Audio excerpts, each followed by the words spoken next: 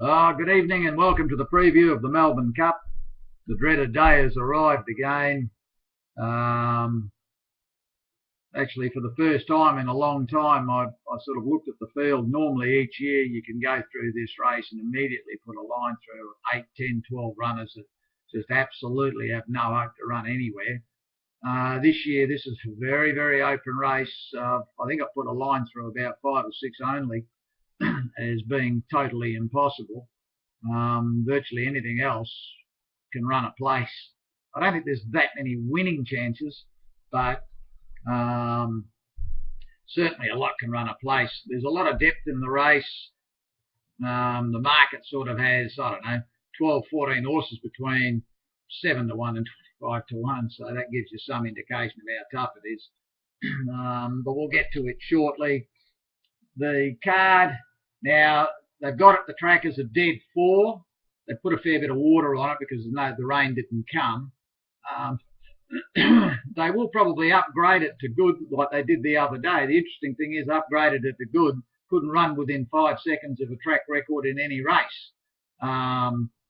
They're putting a bit more water on than they're letting on, I think. The track the other day was dead 4. I'm going to do my work for dead 4, assuming they're going to pour more water on it overnight and first thing in the morning. It's not going to be that hot apparently in Melbourne, so dead 4's the go with the edge off the track. They're not running any time there anyway, so I think that'll hold us in good stead. Race 1 we're not interested in. Race 2, Mini Downs and Wistful look the 2 main chances. Mini Downs was a good run last start, made some ground. This looks ideal. Barrier 16 and Newitt, they're 2 nice negatives for you, but wouldn't be poking my nose in here unless this is double figures minimum. Wistful, this was unlucky in Sydney last start, found all sorts of trouble, got beat a couple of lengths. It goes this way around, barrier 2 should be okay. I think it's 7 to 2, that's unders for me. So could be a sit and watch race. It's not much of a race. Got 8 on top from 13, chances to 11, 4, 1 and 7. Race 3, the top weight Opinion was a massive run at the Valley, should have bolted in. Drops into this, 59 kilos, won't be any trouble against these. It's the one to beat. The dangers are like at Carousel. Now gets back on top of the ground. I think this suits it better. It's ready to win. Nolan, he's not riding that flash at the moment, so that's a downside. Wouldn't want to be taken too short a price, but this should be double figures. And Caravan rolls on. Now this has been working all right. They obviously brought it over here carnival time. It could win a race like this quite easily. Not much of a field. Got 1 on top from 9, then chances to 20, 3, 6 and 2. Race 4, Assertive Eagle comes here with reasonable form. Barrier 5 should get onto the speed. It's got a chance in a race like this.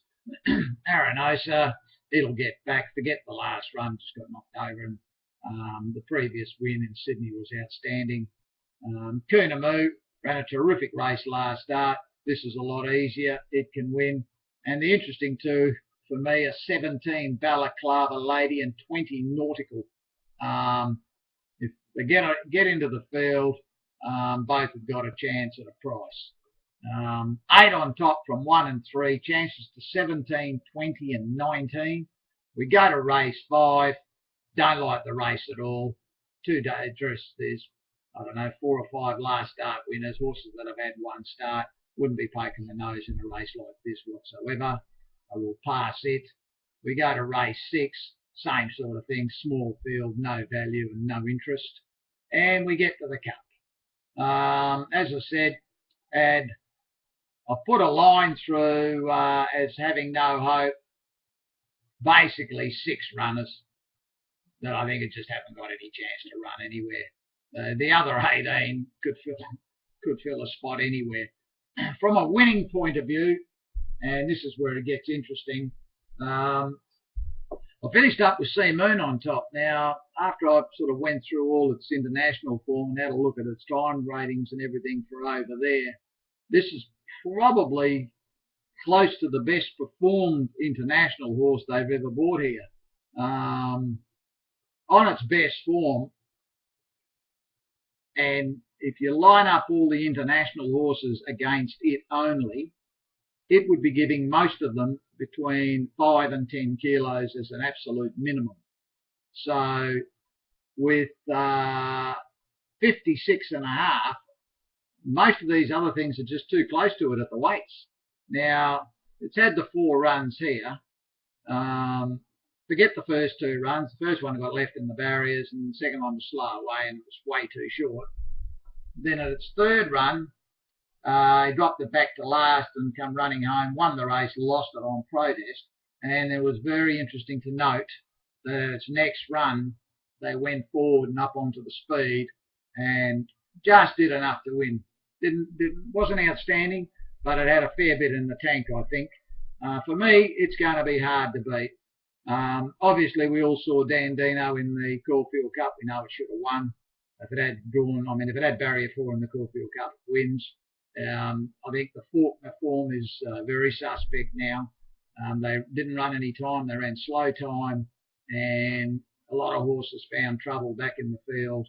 So I think Dandino's got a terrific chance in this. Fiorente, it should have won both its last 2 starts. If it draws barrier 5, the same as it's got today in the Cox Plate, it shits in. It was a nice test drive there, so very happy to be having it up at the front. Seville, this is the Green Moon for this season. Last year, they sent Green Moon around 4 and 5 wide, got beaten 4 or 5 lengths. This year, they've done the same thing with this. This will be cherry ripe tomorrow. And Dear Demi. Now, Caulfield Cup run was very solid. The McKinnon run was terrific, a bit reminiscent of the old days when they used to just give them the pipe open and let them stroll home late. That's what it did. It looks primed up. Tough race. I mean, obviously we're going to be playing a quaddie and we're going to be playing a pick 4 because of the size of the pot. Got it down to 9 winning chances for Sea Moon, Dandino, Fiorente, Seville and Diademi of the ones we've seen, and then obviously I've included the international horses, Royal Empire, Simonon, Varima and Valeur de Coeur. They're the ones we're going to go with to win. I think the winner comes from that group. That'll be on 1 ticket. The one we're keen on is Fiorente. I've been keen on this one for a while, especially after I got beaten Happy Trails' race. And then after the Cox Plate run, we've sort of narrowed it down that this is probably not a bad anchor. We're probably going to play another set of tickets for this to run 1st, 2nd, 3rd and possibly 4th, and just load up with all the other runners. And then we'll obviously have some other tickets. It's a tough race. It's an open race. It's $7 or $8 the field. There's a result there. We only need one $20 or $30 shot to fill a hole anywhere, and you're going to get a decent collect. We'll probably play them for 10, 15, 20% each set of tickets, so we can catch them on multiples. Finished up for the Cup. 4 Sea Moon on top from 8 Dandino, 6 Fiorente and 12 Seville, and 22 Diademi as the top 5 chances.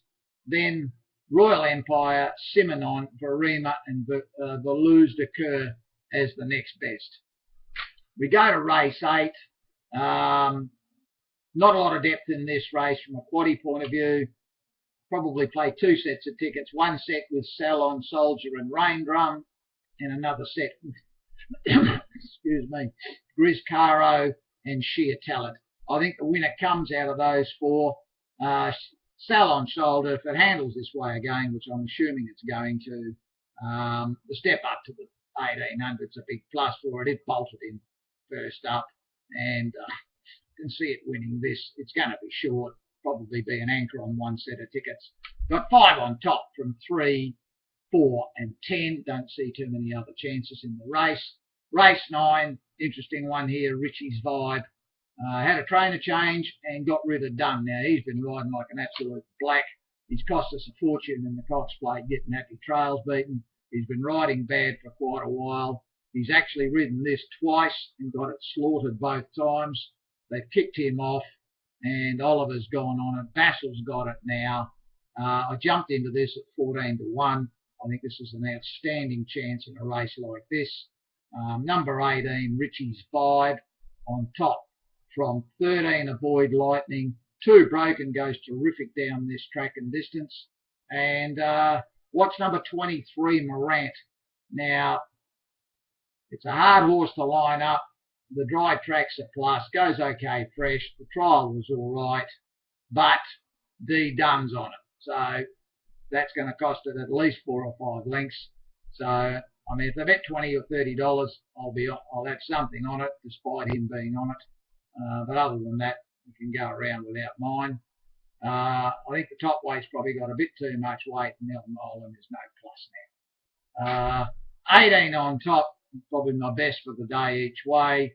From 13-2, chance to 3. And in the last race, I don't think there's a lot of depth in this race. Got 15 on top, Swipe Line from 2, Fidea.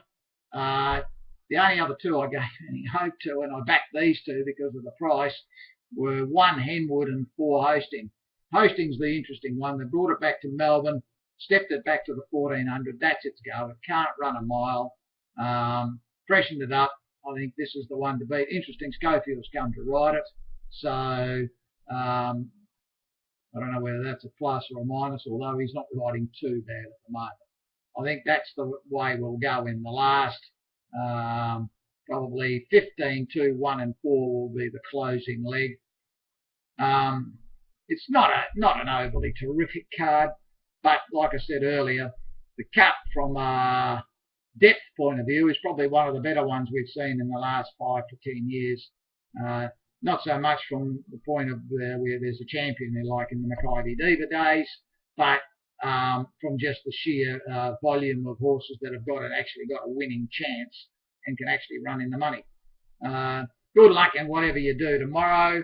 As I say, for the group, we'll be playing the pick 4 and we'll be playing the quaddie. Wednesday we go to Happy Valley. There's a jackpot and a TT there. They're all race, so we can play this time. Thanks for tuning in, guys, and good luck.